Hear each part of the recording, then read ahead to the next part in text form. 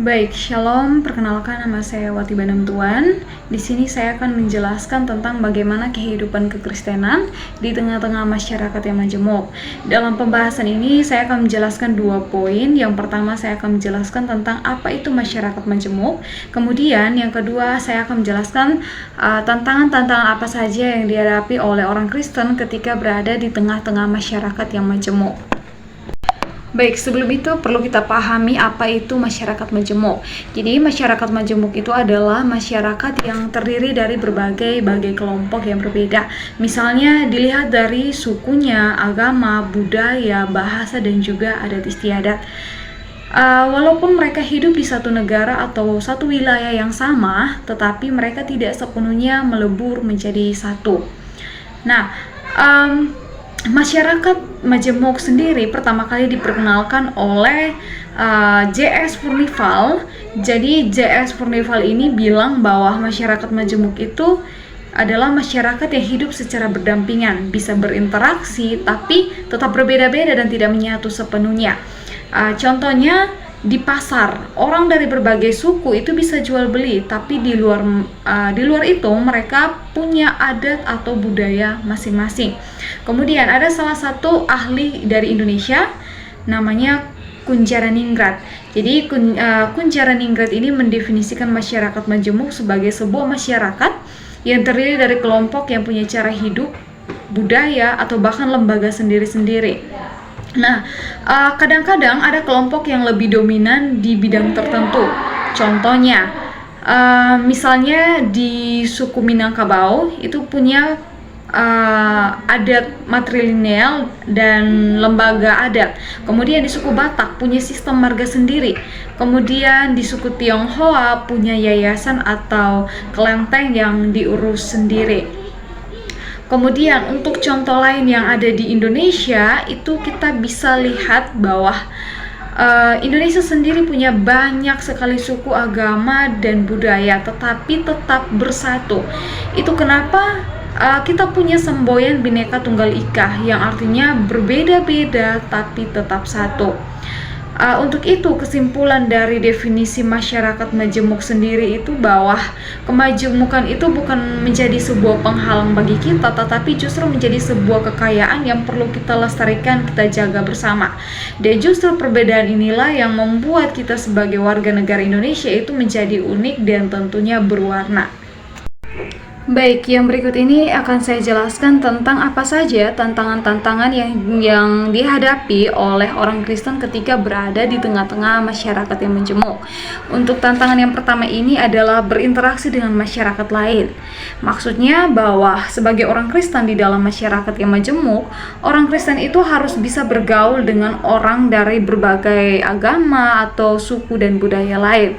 Tantangannya itu bagaimana kita tetap menjadi pribadi yang ramah, terbuka atau inklusif, dan juga menghargai orang lain tanpa kita sendiri kehilangan iman Kristen. Pesan utama yang bisa kita dapatkan dari ini adalah bersaksi tentang kasih Kristus dengan bijak, bukan dengan memaksakan.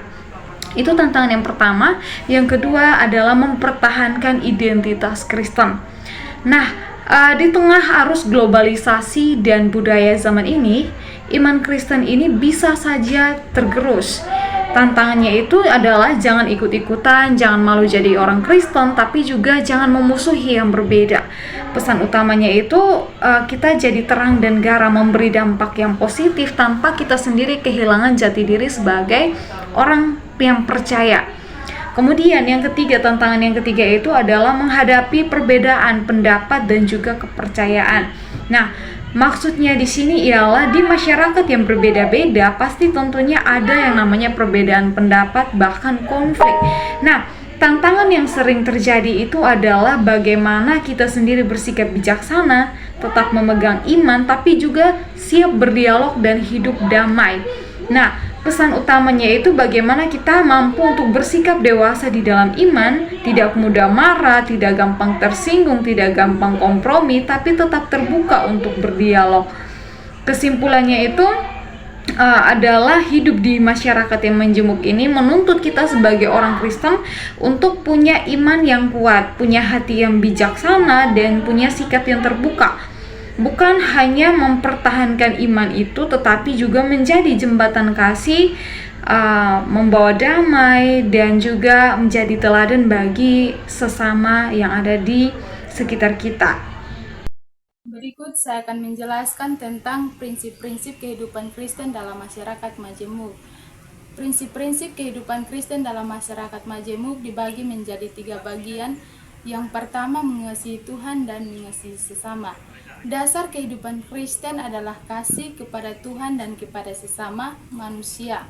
Dalam Injil Matius pasal 22 ayat 37-39 mengatakan bahwa Yesus mengajarkan 2 hukum utama, yaitu mengasihi Tuhan dan mengasihi sesama sebagai diri sendiri.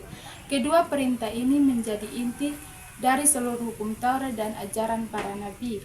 Agustinus menekankan bahwa kasih adalah kekuatan utama dalam kehidupan Kristen.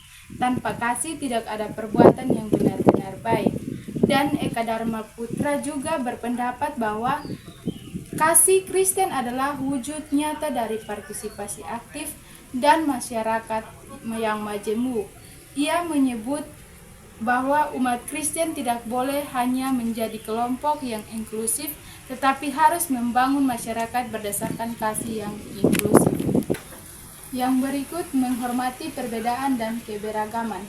Misalnya, sikap saling menghormati menjadi kunci dalam masyarakat yang plural. Dalam pertama Petrus pasal 2 ayat 17 mengatakan bahwa hormatilah semua orang, kasihilah saudara-saudaramu dalam seiman, takutlah akan Allah dan hormatilah raja. Ayat ini menekankan pentingnya etika menghargai semua orang tanpa memandang latar belakang mereka.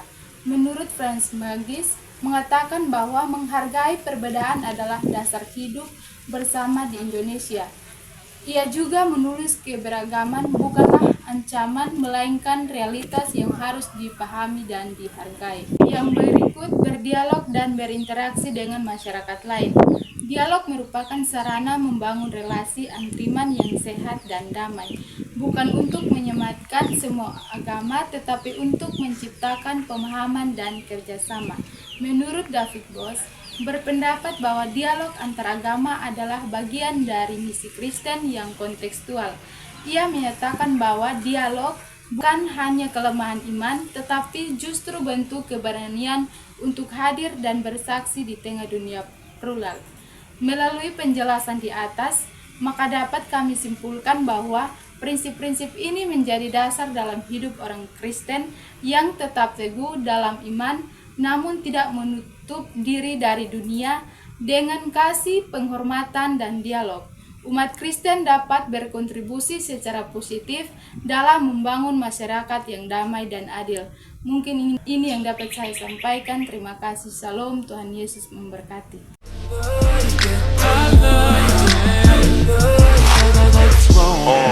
Pull your panties down from under you.